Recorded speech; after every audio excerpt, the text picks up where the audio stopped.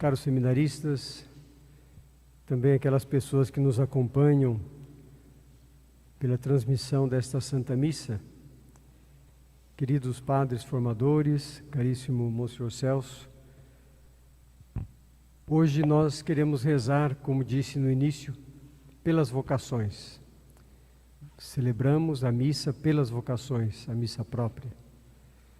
E com alegria hoje recebemos, aqui no seminário, a relíquia de um jovem deste tempo, não é de um século atrás, nem de 50 anos atrás, um jovem deste tempo que a Igreja está apresentando como modelo de vida cristã. Ainda não, mas está no processo de ser um sinal da novidade do reino de Deus também neste nosso tempo. Às vezes nós temos a ideia, ou pelo menos a sensação, de que santo é só gente lá de antigamente. Não, todos nós somos chamados à santidade. E este jovem, pela sua vida, nos mostrou isso. Todos os batizados devem procurar incessantemente a santidade de vida, para serem modelos de vida cristã. E a Igreja, evidentemente, destaca, dentre todos os batizados, alguns, para apresentá-los a todo mundo, ao seu povo, à sua nação, para que as pessoas compreendam que essa santidade que vem de Deus e não é prerrogativa nossa. Nós não somos santos, procuramos ser santos. Hoje, o Evangelho que nós ouvimos, me parece que nos faz um alerta. São duas questões ou dois pontos de referência importantes na liturgia da palavra de hoje. E no Evangelho nós vamos ver. O discípulo de Cristo é aquele que está sempre atento, porque tem certeza, sabe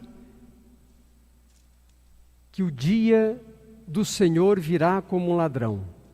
Não mandará aviso. E nós, discípulos de Cristo, portanto, devemos estar alertas, acordados, não dormindo, como faz o mundo. E aqui não é uma palavra e um julgamento moral sobre o mundo, mas é para nós, discípulos de Cristo. Nós estamos acordados ou estamos quase dormindo? E isso diante do reino de Deus, diante da exigência da evangelização. Nós não podemos nos conformar com aquilo que está aí. Temos que ser evangelizadores, corajosos. No Evangelho, nós encontramos esta situação em que o espírito impuro é expulso por Jesus. E quando ele começa a dizer a Jesus: eu sei quem tu és, o Filho de Deus, o Santo de Deus, Jesus diz a ele: cala-te. Uma coisa que sempre me chamou a atenção neste Evangelho é que Jesus Cristo nunca deixa o demônio falar. O espírito impuro não pode testemunhar Deus. Ele fala contra Deus. Como é que ele vai falar bem? O espírito impuro deve ser expulso das pessoas e deste mundo, para que as pessoas, feitas à imagem e semelhança de Deus, proclamem a glória de Deus. Nós somos fomos criados para testemunhar Jesus Cristo, para testemunhar a fé que nós temos. O espírito impuro não faz isso, não. E por isso Jesus não aceita que ele diga: tu és o Santo de Deus, eu sei quem tu és. Jesus o ameaçou e disse: cala-te e sai dele. O demônio lança o homem ao chão, e nós sabemos muito bem, Deus não dialoga com o mal. Jesus Cristo não dialoga com o mal. O mal prejudica o ser humano. O espírito impuro, diz o texto, lança aquele homem no chão. Saiu dele, mas o prejudicou, o maltratou. O espanto que se aposta das pessoas é muito interessante. O que é isso que nós estamos vendo e ouvindo? Que palavra é essa? Ele manda nos espíritos, e nos espíritos impuros, com autoridade e poder. Nós precisamos confiar mais nisso. O mal, se está presente no mundo, não é porque Deus permite. Lá, exatamente porque Deus permite, mas não porque Deus quer. Nós é que permitimos que o mal continue existindo. Nós temos que lutar contra o mal. Se somos discípulos de Cristo, como discípulos, não devemos aceitar o mal e nem ouvir nenhuma voz que vem para nos seduzir.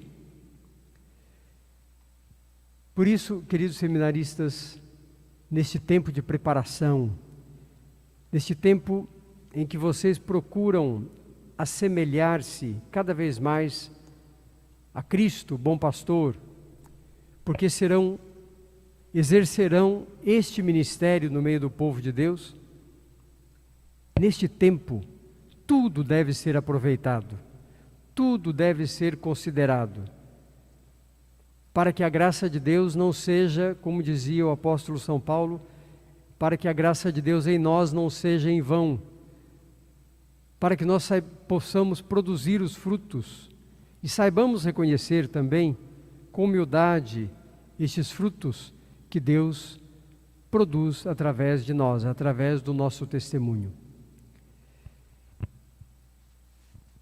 Nós sempre dizemos que no processo vocacional existe um chamado e uma resposta. O chamado que Deus faz e a resposta que nós damos. Deus chama todos. A resposta que nós vamos dar ao chamado que Ele está fazendo é responsabilidade nossa. Nós, os formadores nos seminários, promotores vocacionais, nós temos que possibilitar que os jovens possam responder. O chamado é Deus que faz.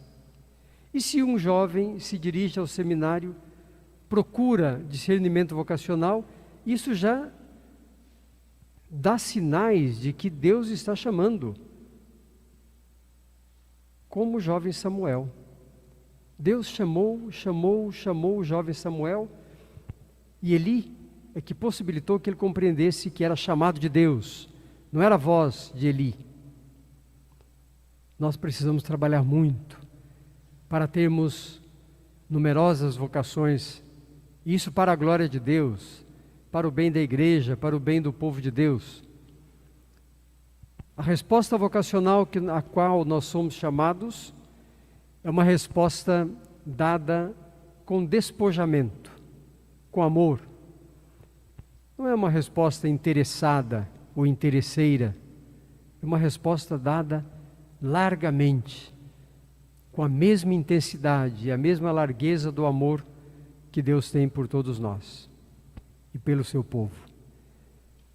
Que vocês, queridos seminaristas, claro que não estão todos aqui, é uma parte do nosso seminário, mas que vocês sejam fiéis a este caminho que iniciaram e deem passos seguros.